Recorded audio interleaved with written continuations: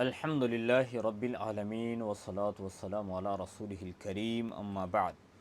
فقد قال اللہ تبارک و تعالی فی القرآن الکریم ان الصفا والمروة من شعائر اللہ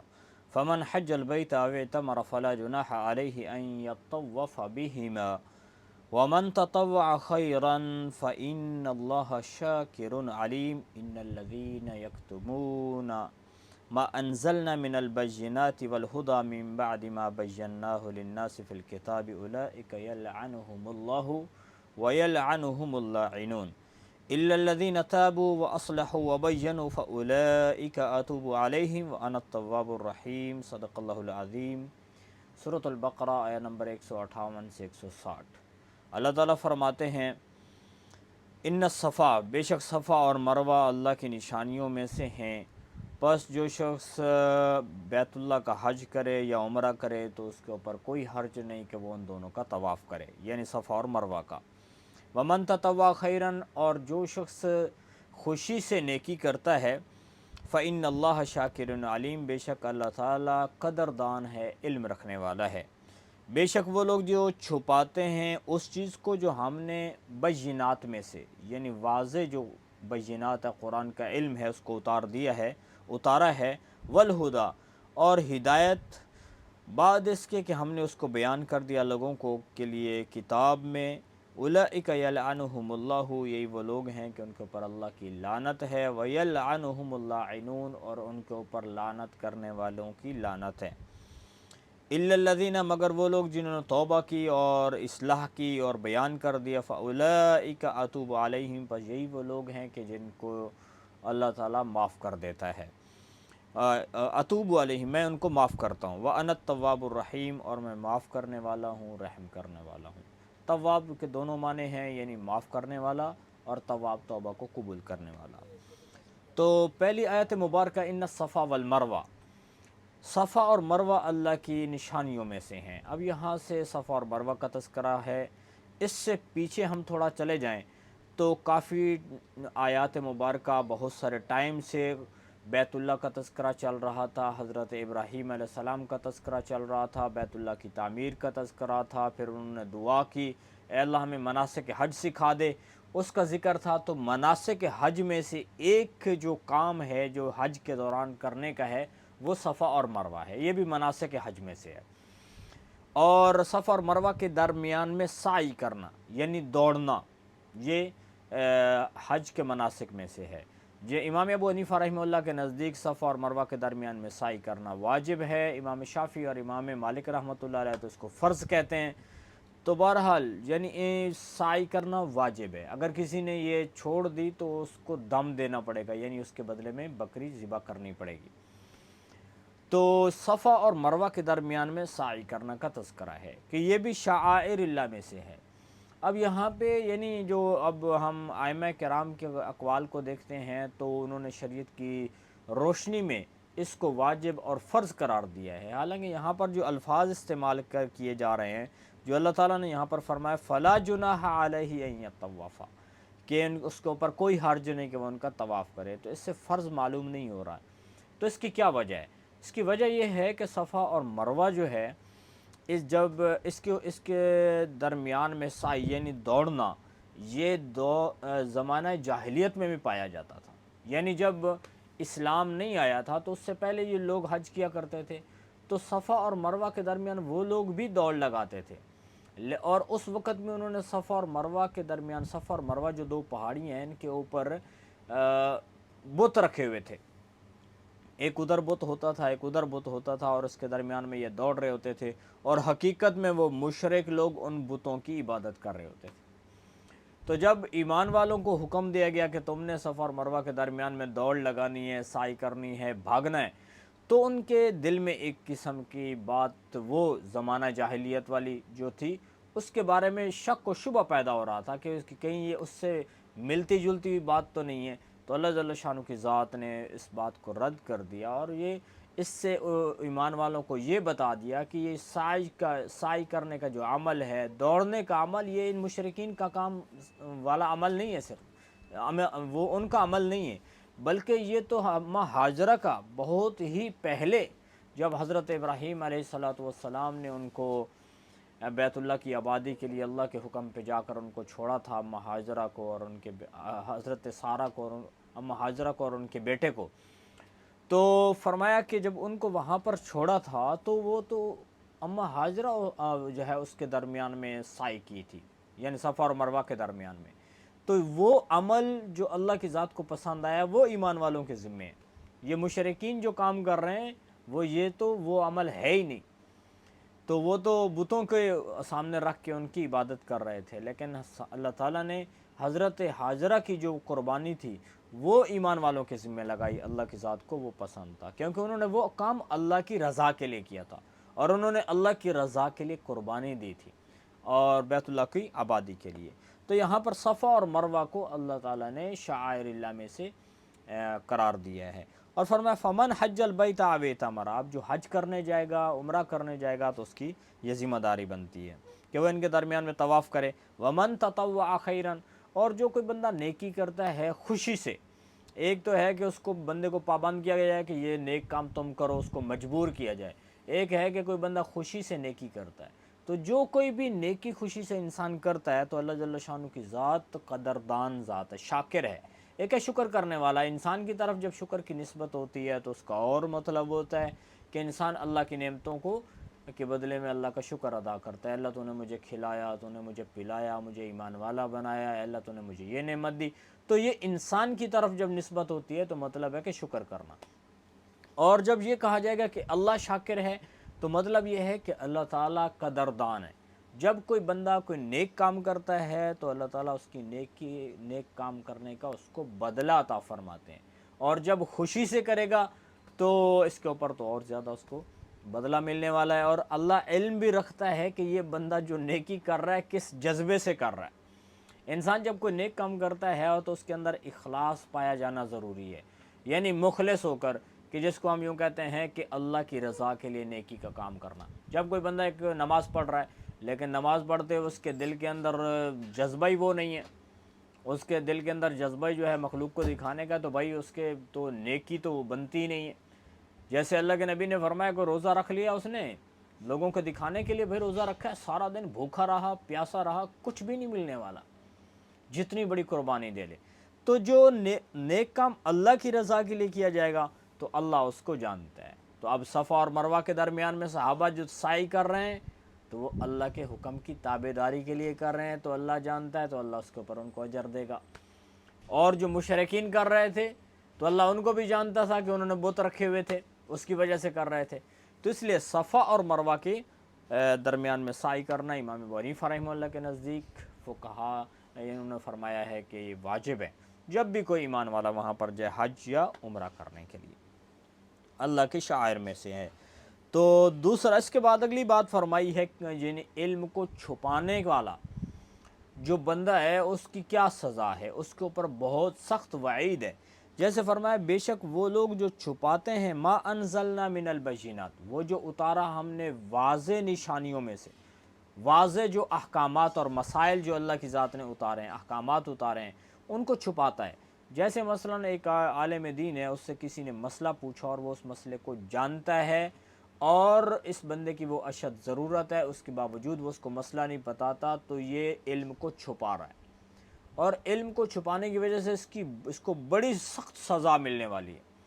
اور وہ کیا ہے؟ جیسے اللہ کے نبی صلی اللہ علیہ وسلم نے فرمایا کہ جو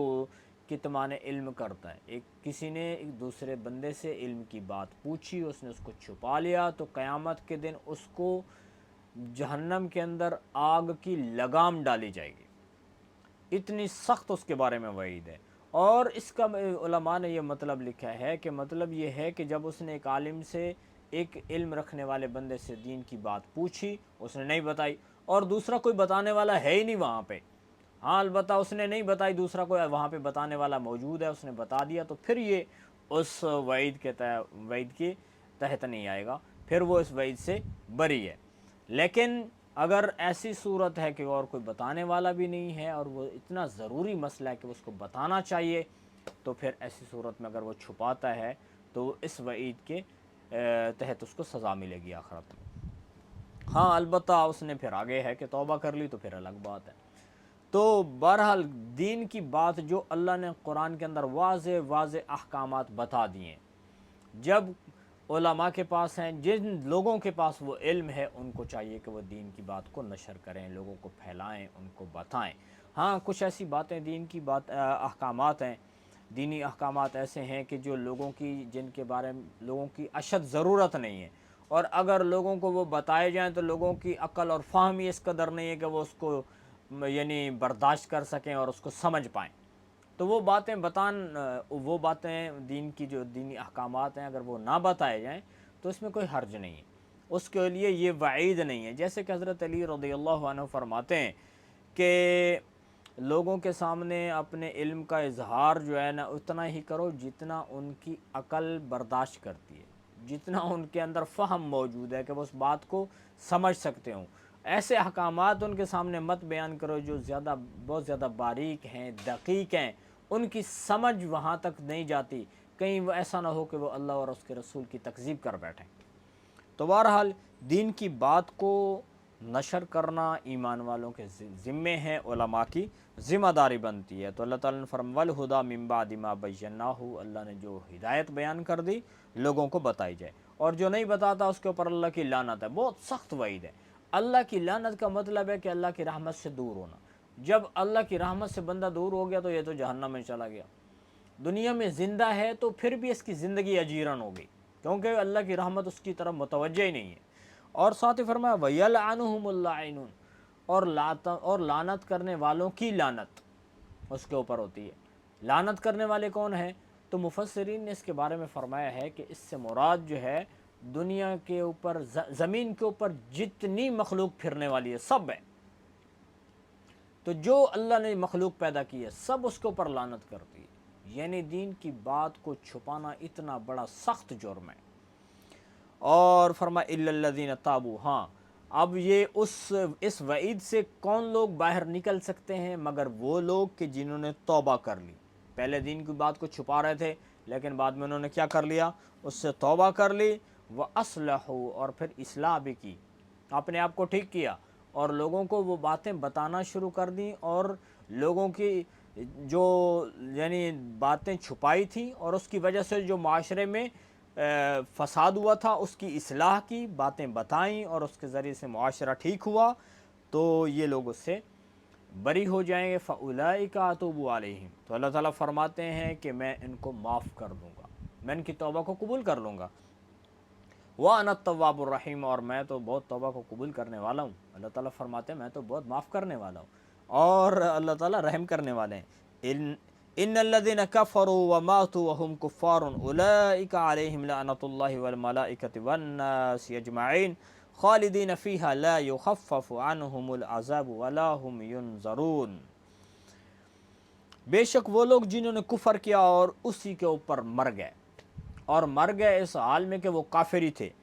تو اولئک علیہم لعنت اللہ، تو ان کے اوپر اللہ کی لعنت، اور اس کے اللہ کے اور فرشتوں کی لعنت، اور تمام لوگوں کی لعنت۔ خالدین فیہا، وہ اس میں ہمیشہ کے لیے رہیں گے۔ لا یخفف عنہم العذاب، اور ان سے عذاب کو کم نہیں کیا جائے گا، ولا ہم ینظرون، اور نہ ان کو ڈھیل دی جائے گی، چھوٹ ملے گی، اس سے نجات ملے گی۔ تو جب یعنی ایسے لوگ کہ جنہوں نے کیا کیا؟ کفر کیا، اور کفر کے اوپر اس قدر جمے رہے کہ ان کو توبہ کی توفیق ہی نہیں ہوئی، اور کفر کی حالت میں مر گئے، ایمان قبول نہیں کیا، اور تو ان کے اوپر اللہ کی لعنت ہے۔ اور یہاں پہ جو بات آگے ذکر کی جا رہی، خالدین فی، اس لعنت میں ہمیشہ رہیں گے، یعنی وہ جہنم میں جائیں گے، اللہ کی رحمت سے دور ہو گئے تو جہنم میں چلے گئے، اور فرشتوں کی بھی اور تمام لوگوں کی ان کے اوپر لعنت پڑتی ہے، یعنی اللہ کی رحمت سے وہ اتنے دور چلے جاتے ہیں کہ وہ جہنم کی آگ کا ایندھن بن جاتے ہیں، اور وہ اس میں ہمیشہ رہیں گے، اور نہ ان سے وہ عذاب کم ہوگا، نہ اس سے کبھی ان کو نجات ملے گی، نہ ڈھیل ملے گی کہ کبھی اس سے باہر نکل آئیں، چھٹکارا نہیں ہے۔ وَإِلَٰهُكُمْ إِلَٰهٌ وَاحِدٌ لَا إِلَٰهَ إِلَّا هُوَ الرَّحْمَٰنُ الرَّحِيمُ إِنَّ فِي خَلْقِ السَّمَاوَاتِ وَالْأَرْضِ وَاخْتِلَافِ اللَّيْلِ وَالنَّهَارِ وَالْفُلْكِ الَّتِي تَجْرِي فِي الْبَحْرِ بِمَا يَنفَعُ النَّاسَ وَمَا أَنزَلَ اللَّهُ مِنَ السَّمَاءِ مِن مَّاءٍ فَأَحْيَا بِهِ الْأَرْضَ بَعْدَ مَوْتِهَا وَبَثَّ فِيهَا مِن كُلِّ دَابَّةٍ و تصریف الریاح والسحاب المسخر بین السماء والارض والآیات بین السماء والارض لآیات لقوم یعقلون ومن الناس من یتخذ، چلو خیر، لآیات لقوم یعقلون یہاں تک پڑھ لیتے ہیں۔ اور یہاں پہ اللہ تعالیٰ فرماتے ہیں وَإِلَٰهُكُمْ إِلَٰهٌ وَاحِدٌ، اور تمہارا الہ معبود ایک ہی ہے، ایک ہی معبود ہے، لا الہ الا ہو، نہیں ہے معبود مگر وہی، اور وہ کون ہے؟ الرحمن الرحیم، وہ رحمان ہے، رحیم ہے، بہت مہربان ہے اپنے بندوں کے ساتھ۔ ان فی خلق السماوات والارض، بے شک آسمانوں اور زمین کے پیدا کرنے میں، اور واختلاف اللیل والنہار، اور رات اور دن کے اختلاف یعنی بدلنے میں، والفلک التی تجری، اور کشتیاں جو چلتی ہیں سمندر میں، بما ینفع الناس، ان چیزوں کو لے کر کہ جو لوگوں کو نفع دیتی ہیں،